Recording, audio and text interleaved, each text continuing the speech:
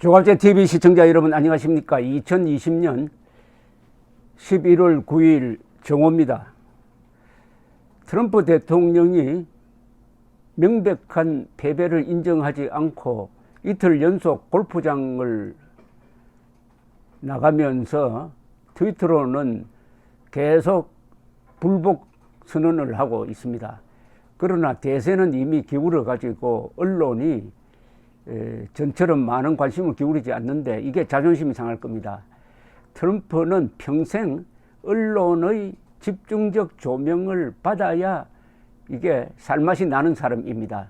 욕을 하든 뭘 하든 무시당하는 것을 가장 참을 수 없다고 생각하는 사람이 이 트럼프인데 언론이 이제 무시하고 있습니다. 심지어 3대 방송이 ABC, CBS, NBC가 트럼프의 선거 결과 불복 기자회견을 중간에 중단시켜 버렸습니다. 그 이유는 전부 거짓말인데, 그리고 BBC와 CNN은 중계를 하되 자막을 넣어가지고 요거는 거짓말입니다 라고 부연 설명을 하는 이런 형편이 벌어지고 있습니다.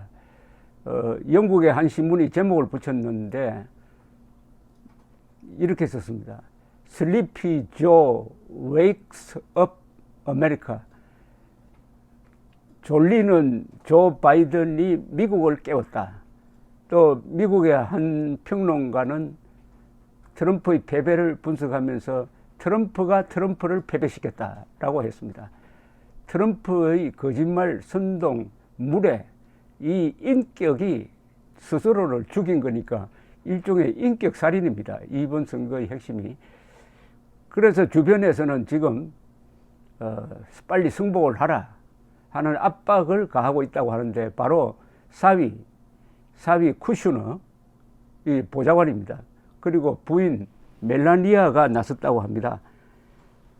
특히 이 멜라니아 여사는 그동안에도 행동하는 거 보면 트럼프와 좀 거리를 두려고 하는 게 그 행동 거지에서 드러납니다. 무조건 남편을 지지하는 사람이 아니고 생각이 있는 부인으로 보이는데, 이 CNN이 소식통을 인용해서 보도한 바에 의하면은 이번 선거에 대해서 멜라니아 여사는 공개적으로 논평은 하지 않지만은 개인적으로 트럼프가 결과에 승복해야 된다고 주장을 하고 있다는 겁니다.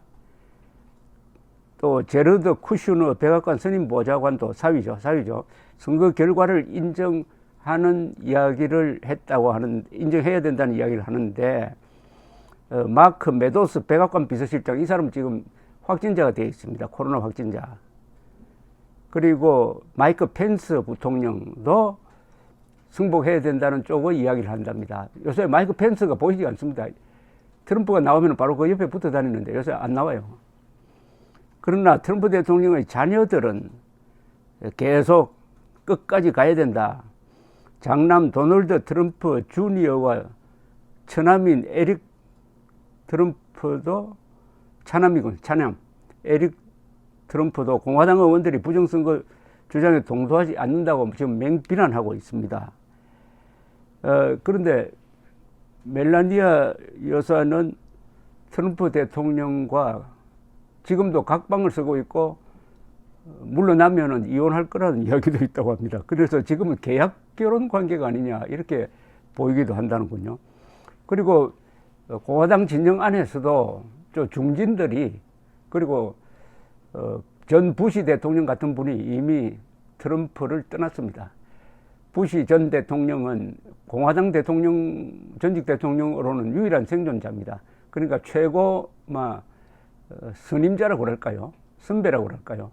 이분이 바이든, 해리스 두 사람에게 전화를 해가지고 당선을 축하하고, 트럼프가 법적 조치를 취하는 것은 그럴 권리가 있다고 하더라도 이번 선거는 공정하게 치러졌고 그 결과는 명백하다라고 딱 부러지게 이야기를 했습니다. 그리고 전 대통령 후보 롬니, 유타주의 일부는 몰몬교입니다. 유타주 출신 상원 의원도 이제 미국은 바이든을 밀어야 한다 이렇게 이야기를 하고 있습니다. 그래서 공화당 안에서도 이렇게 갈라지고 있습니다. 공화당의 최고 실력자는 상원의 상원 총무라고 불렸는데 요사이는 어떻게 옛날에는 상원 총무라고 불렸습니다만은 상원 총무는 침묵하고 있는데 그렇다고 트럼프 편도 들지 않고 있습니다. 이렇게 해서 시간이 갈수록 고립되고 있는데 깨끗한 퇴장을 해야 이 퇴임한 이후에 정치적 보복을 당하지 않을 텐데 여러 가지 생각이 복잡할 겁니다. 이 트럼프가 마음만 고쳐 먹었으면은 이번에 깨끗한 승복을 했으면은 다시 살 수가 있었습니다. 왜냐하면은 이번 선거는 사실 트럼프가 잘한 겁니다. 이렇게 엉망진창을 만들어 놓고 하루에 1000명씩 코로나로 죽어가는데도 득표를 7천만 표 이상을 해가지고 이 하원에서는 의석수가 늘고 상원도 현재로는 다수 의석을 지킬 가능성이 상당히 있습니다. 조지아 주의 2석이 결선 투표로 가는 바람에 아직 확정되지 않았습니다.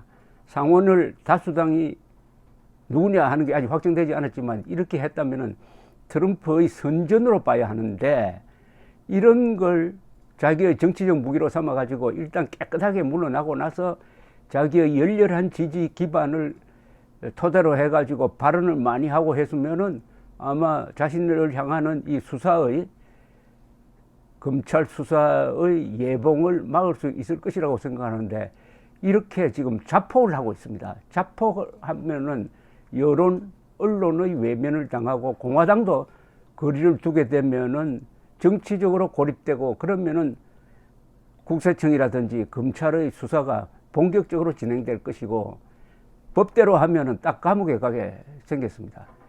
그리고 국제적 지지가 지금 일어나지 않고 있습니다.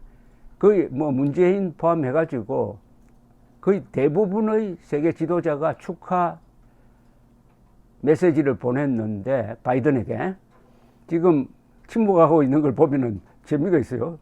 푸틴, 시진핑, 김정은 또 사우디아라비아 왕세자 이 실력자입니다.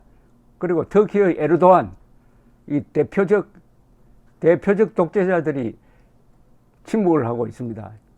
이미 트럼프는 끝났다는 걸 알면서도 그렇다고 바이든에게 축하를 하기에는 뭐라고 그럴까요? 쪽팔린다고 그럴까요? 그런 자존심이 있어서 그러는지 어쨌든 독재자들의 침묵과 세계 민주국가 지도자의 환영이 극명하게 달라집니다. 여기서 트럼프 극성팬보다 더 극성팬이 한국에 있죠. 이른바 미국 선거 부정 음모론자들이 한국에 많습니다. 이 사람들이 우파를 자칭합니다. 세계에서 지금 아마 공화당의 극성 분자하고 한국의 이 극성 트럼프 추종자들이 아마 경쟁하는 모양인데 이거는 한국의 우파라 그럴까요? 한국의 자유진영을 욕보이는 겁니다. 그러니까 트럼프 추종자로 낙인 찍혀지지 않도록 이 한국의 애국진영 안에서도 이게 자정작용이 있어야 됩니다. 자정이 있어야 됩니다.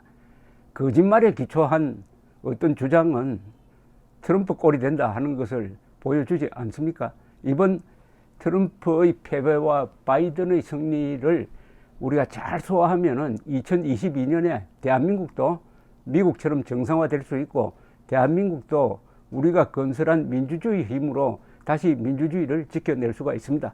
민주주의는 실수를 견딘다는 것이 입증이 되었습니다. 감사합니다.